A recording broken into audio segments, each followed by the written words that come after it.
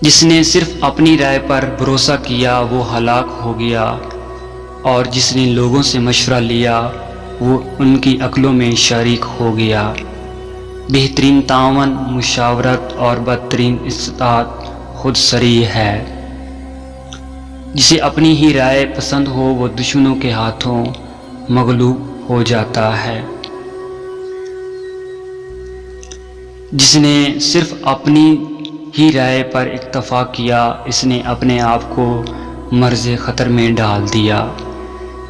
جس نے محض اپنی رائے پر بھروسہ کیا اس کے پاؤں دشمنوں کے مقابلے میں اکھڑ جائیں گے۔ جو صرف اپنی رائے پر بھروسہ کرتا ہے وہ غلط راستوں پر چل پڑتا ہے۔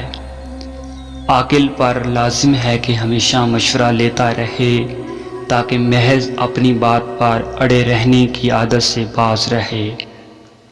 صرف اپنی بات پر بھروسہ کرنے والا غلطی و خطا میں مبتلا ہو جاتا ہے۔